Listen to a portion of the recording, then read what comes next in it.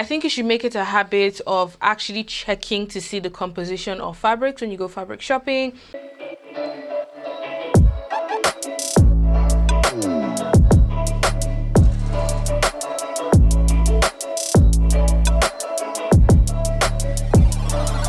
What's up and welcome to the channel. In this video we're going to be talking about fabrics. The last sort of like sit down video I did, where I talked about sort of like garment analysis, I mentioned fabric as a video of its own, and this is that video. I'm sort of going to be talking about the different types of fabrics, their uses, and the pros and the cons of the different groups. So if you'd like to find out more about fabrics, because this channel is all about sewing, design, and careful garment creation, make sure to keep on watching. If you haven't joined the K-Diverse fam already, I don't know what you're waiting for. It is free. Make sure to click that subscribe button down below, as well as turn on the notification bell so you know first when I have new videos on the channel every single week. Give this video a thumbs up if you enjoy it, and let's jump straight into it. So I'm going to be talking about the major fabric categories in this video, but first off, fabric is basically a material that is created from either weaving, knitting, growing, or even printing fibers to create a three-dimensional piece of material that can be used for clothing, interior decoration, can be used for costume making, can be used for like things around the house, or even part of furniture, and so on and so forth. So the first group of fabrics I'm going to be talking about is natural fabrics. Like the name goes, is basically any fabric that is gotten from plant or animal sources. The popular ones that you probably know or you've heard about is cotton, silk, flax, hemp, cashmere, wool. If you sort of like think about all these fabric groups, they're either from plants or they are from animals. These like plants or animal parts are sort of harvested and processed to make fibers that are either woven or knitted to make natural fabrics that we know and we love.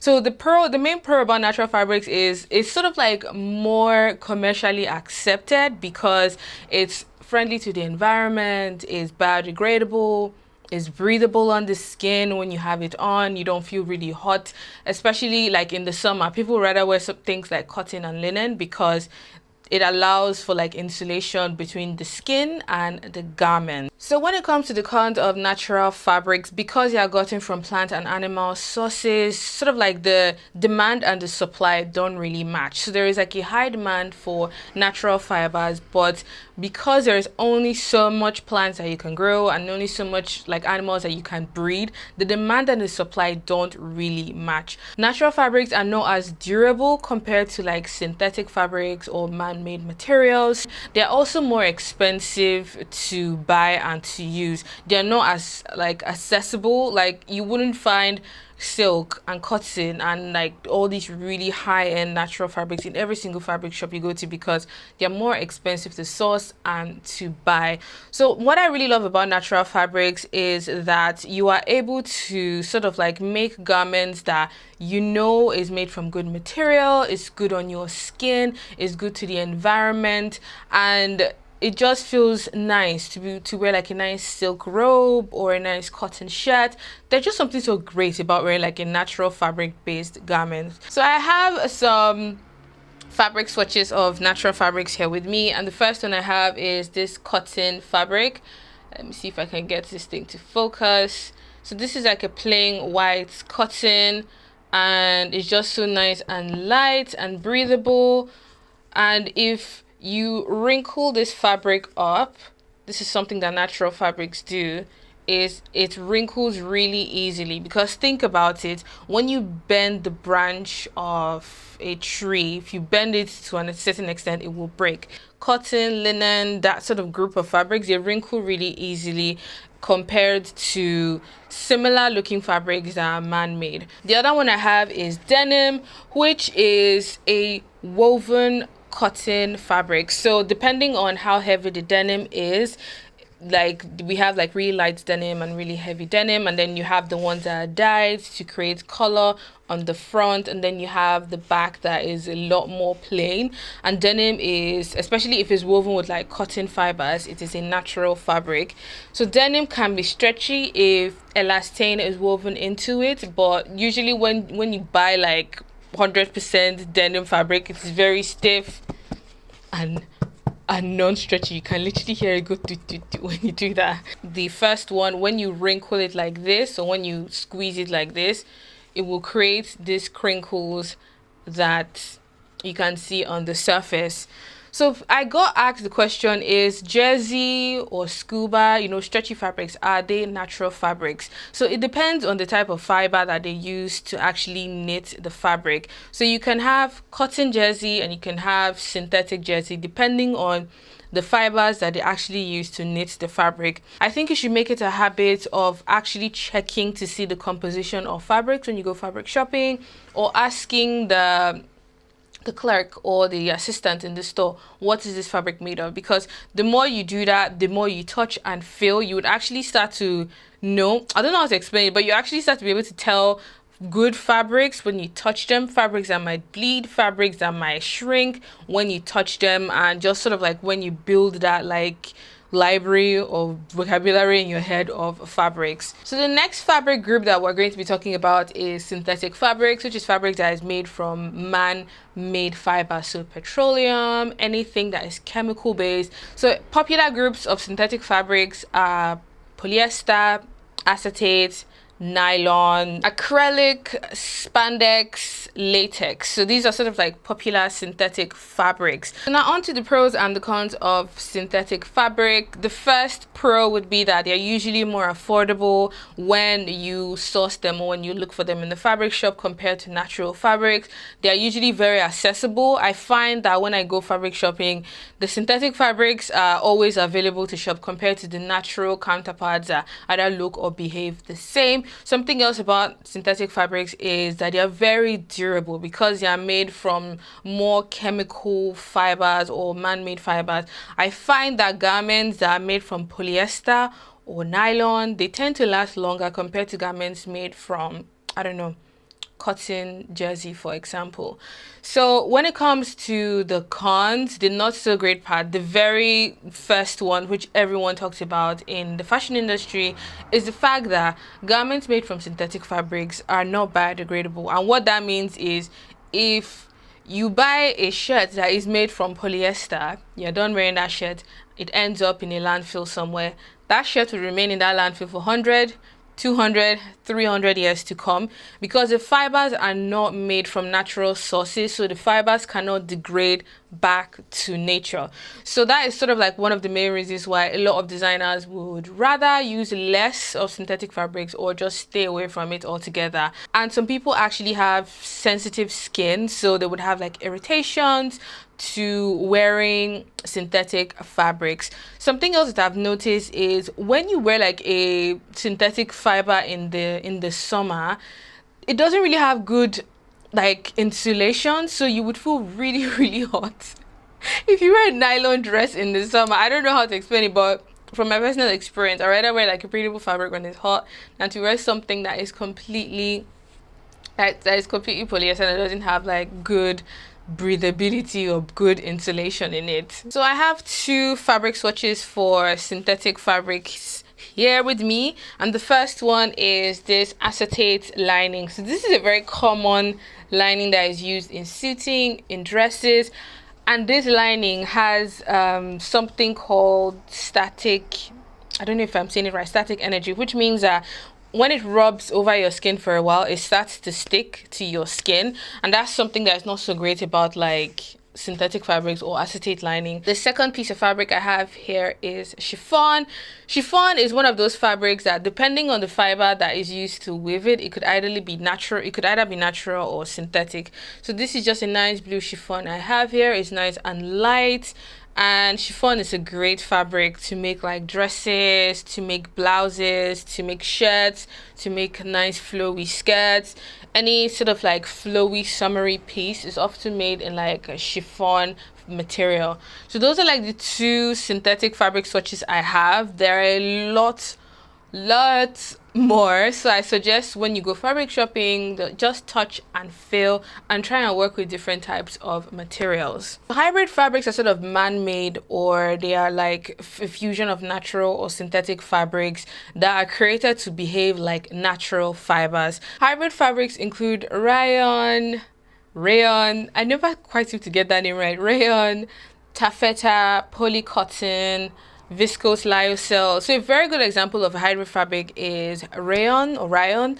And what that fabric is basically a regenerated sort of like cellulose cell. So this is created by man to create these fibers that are used to make fabrics that are neither natural nor synthetic. So there are sort of like different groups of fabrics under like rayon. You have viscose and you have lyocell. So viscose feels like a combination of silk and cotton when you actually touch it. That is something I've noticed about viscose. So viscose is sort of like the oldest manufactured man-made fiber, and it was made in 1883, sort of like as an alternative to silk.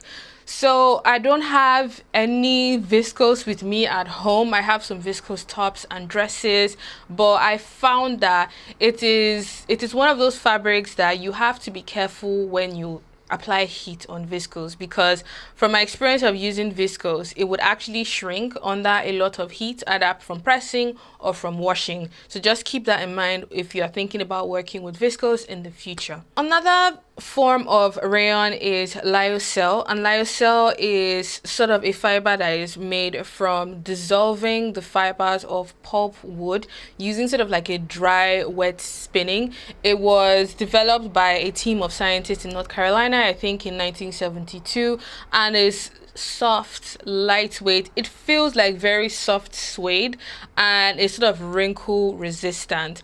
So the amazing thing about these man-made or hybrid fabrics is it's easy to meet the demand of fabric needs, because these fibers are made in the lab, they are man-made, so there's that sort of control in production to meet the need of the fabrics. Affordable, I find. They're also way more accessible, they're breathable on the skin, and they are versatile in terms of use. They also deteriorate in color when exposed to like light or to washing. They're also susceptible to mildew, which is sort of like mold. You know how mold sort of like grows on the surfaces of fabrics. So just be careful when you're ironing, when you're washing fabrics that are man-made but are sort of made to behave like natural fabrics. So I have this fabric here. This is a fabric called Jacquard, and the composition of this fabric is cotton, polyester, and viscose. So which means it is neither a totally natural fabric, neither is the totally synthetic fabric. It is more of a blend of both fabric groups to create this beautiful pattern on the surface of the fabric.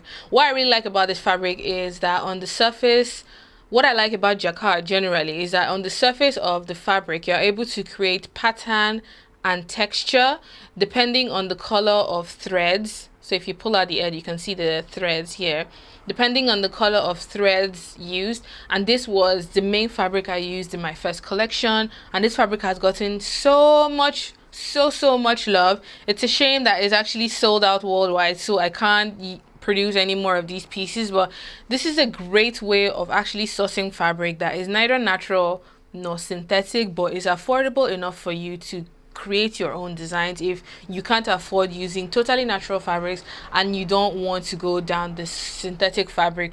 So the final group of fabrics I'm going to be talking about in this video I would call more new age fabrics that have sort of been developed in the last few years to either combat environmental issues or to just reuse waste material.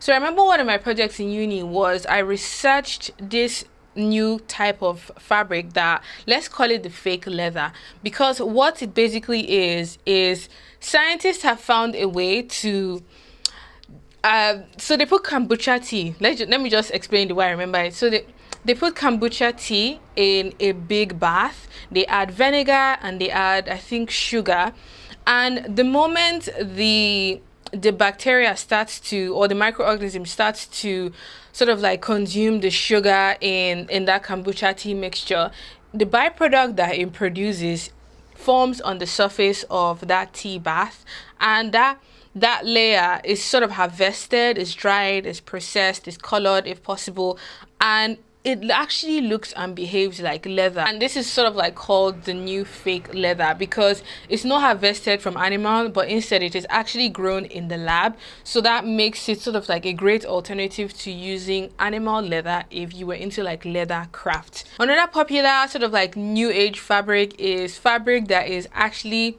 3D printed your parts or your shape of your garments or your accessories, and it's actually 3D printed somewhere. And that is something that I remember seeing a lady who made accessories with 3D printed like parts, and it just looked really cool and really funky. So that is one sort of like type of fabric or fiber that you might want to consider using if you want to get into more innovative fashion design. Whew, I swear this video just felt like my uni days all over again, because we had a module in uni where we had to actually like research fabrics, different types of fabrics, their uses, new age fabrics. And when I was just researching for this video, it just took me back to 2016 West London College for some weird reason, and actually felt good doing that. If you know any other sort of like cool, innovative, or worthy of mention fabric groups, make sure to share it down in the comment section down below, and I'll actually be very curious to find out what you guys sort of like think about the different fabrics. Are you more of a natural fabric user? Do you not even mind at all? Do you just want to like make a garment that is beautiful, or do you actually make a conscious effort to find fabrics that meet the needs of you as a designer or as a creative and will not be too harmful to the environment? What do you do with your scrap fabrics? Do you recycle them? Do you upcycle them? Do you just throw them away because it's not something that you really think about? There are all these aspects about fabrics that I think are really important, and I think we should talk about more as creatives and as designers. But if you enjoyed this video, make sure to share your feedback, thoughts, suggestions, ideas down below. If you have any articles, any useful information, make sure to share in the comment section as well. Give this video a thumbs up if you enjoyed it, and if you'd like me to make a video where I sort of like show you how I measure the amount of fabric I need when I make a pattern, make sure to give this video a thumbs up so I know I need to work on that subject as well and come back to you guys with a video for that. But until my next video, have a good morning, afternoon and evening wherever you are. Bye.